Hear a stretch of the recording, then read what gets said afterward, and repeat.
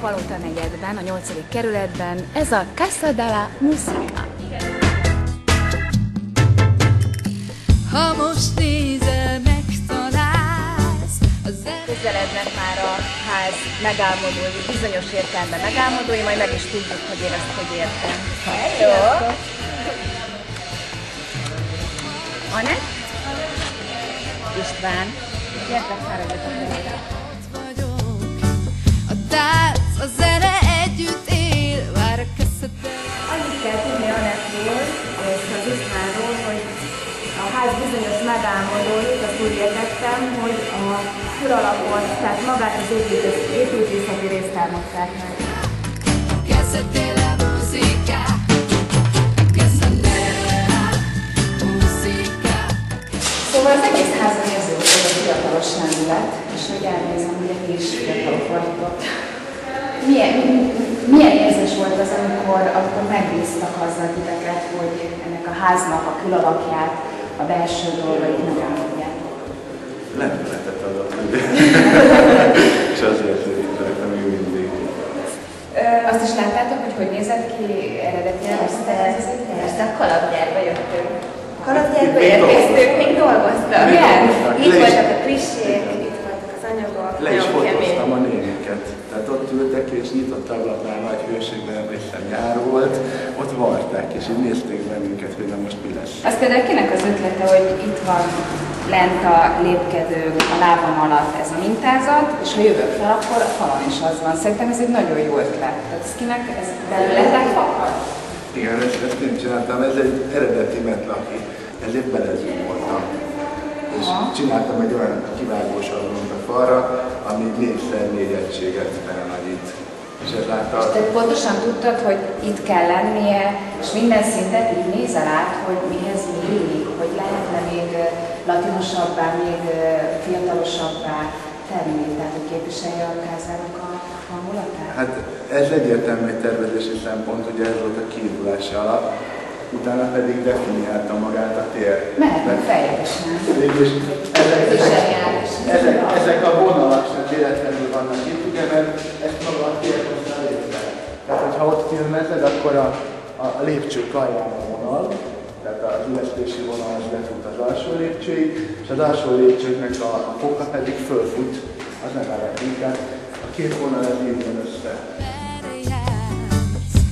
A szívem itt dobog, vár a Casa della Musica. Minden teremnek, minden helységnek van egy jelenleg használati értéke is, és nem szerettük volna úgy megcsinálni az épületnek a kávézót, hogy úgy tűnjön, mint hogyha az egész egy intézmény lenne. Tehát ilyen különféle hangulatokat kell létrehozni, ugyanen a házon belül is többfajta tánc létezik, és azok eltérnek egymástól ritmusban, hangulatban. Ezért próbáltuk a helységeket a teljesen különálló hangulatra és a funkcióra létrehozni. Hát akkor szerintem menjünk a kávézóba, nézzünk pillanatot.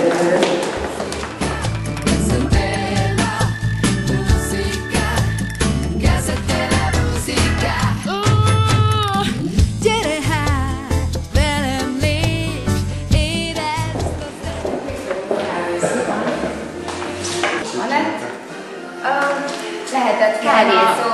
Mindenképp úgy gondoltam, hogy a kávéhoz legyen egy ilyen kubai hangulat.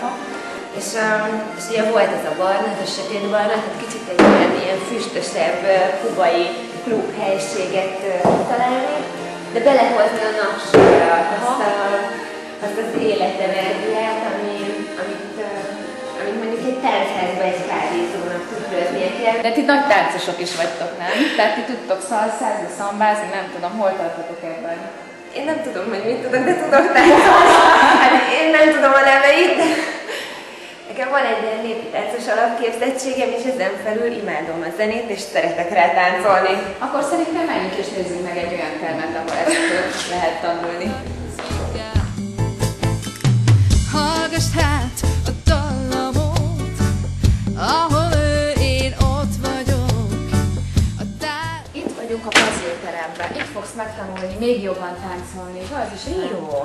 Remélem. Rio. Akkor a Rio teremben. Akkor ezt még egyszer.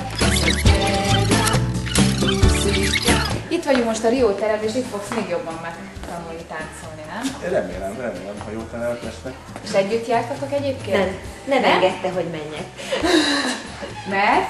Hát nézd, hát én dobolok és nem tudtam kidobolni a szambát. Ennyi az egész, és halálra idegesített, hogy a harmadolásokat, a triolázásokat nem érzem. Ezért elmentem egy szamba tanfolyamra, ott megtanultam. Hát behalok. Úgyhogy Meg normálisan... akkor is félt, hogy letáncolnám. Igazából nem attól féltem, megtudtam, hogy 60 lány lesz és 5 fiú. Tehát igazából ez egy ideális állapot, tehát oda nem megy az ember a feleségével, mert nem tud normálisan táncolni. Aha, itt lesz latin party. Most nem Gondolom baj. azt szamba party. Ja, hogyne, hogyne. Tehát lehet jönni. De most már csak külön. Zseniális, ezt kell megnézniem. Ajtó követi a plafont. Nagyon jó. Ezt is ti álmodtátok meg egyébként? Nagyon jó. Sőt, ugyanezt történik kint is. Igen. Volt egy kérdésfeltevés, milyenek legyenek az ajtószínek? Gondolkoztunk. Egy csíkos, bahás csíkos, az is csíkos. Jó, tényleg, ez eddig nem jutott eszembe. Nézzük meg a kék termet. Ha most nézel, megtalálsz, a zene itt van, merre jársz. A szívem itt dobog, para casa de la música. Nem pedig zöld-sárga a hangulata. Ez kifejezetten a Brazillal összefüggésbe. Ez a brazil terem. Később jöttek a nevek. Később, tehát akkor Ezért ezt én. Nem, fontos volt, hogy minden teremnek legyen egy összekötő eleme. Ez az összekötő elem volt az, hogy ahogy belépsz a terembe, ugyanazt a csíkos hangulatot érzékeld, ezt a nagyon színes, jó, friss, vidám csíkos hangulatot, mint amit a házba belépve is tapasztalsz, viszont minden teremnek legyen kicsit másabb a hangulata. Hát, hogy meg tud különböztetni, hogy éppen milyen típusú teremben léptél.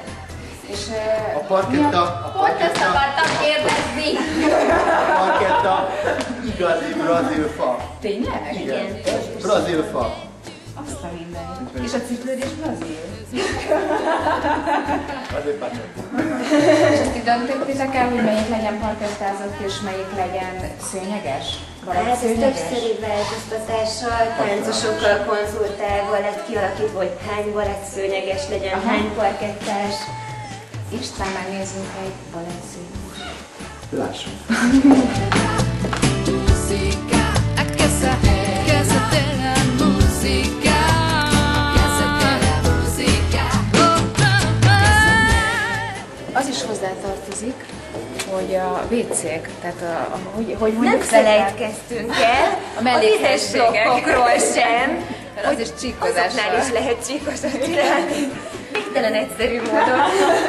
Tényleg nagyon Szemben jó. Ja, látható. és ami nekem nagyon tetszik, hogy a lányoknál lányszín, a Lányos. férfiaknál férfias szín, fiús szín. Casa de la música. Gyere hát! És ilyenekbe beleszóltatok, hogy a csíkozás például a termekbe, hogy nagyobb legyen az egyik, a másik. Minden Ki volt? Ez terven meg volt az, hogy melyik milyen csíkozás legyen. István, megvan. hány nap alatt tanultál szalszázni? Hát első 4 nap lépésváltam meg. Normálisan. Egy európai férfinek a lineáris cipőmozgás, az jól működik. Már hogyha gyakorlatilag, akinek. de ezek a 8-asok, amiket mit kell csinálni, ez már nagyon durva. Most még egyszer. Most hátulról? Nem is tudok, mit csinál? Hogy így? Igen, ezt csak ő tudja. De ez zseniálisan. Meg kell tanulni.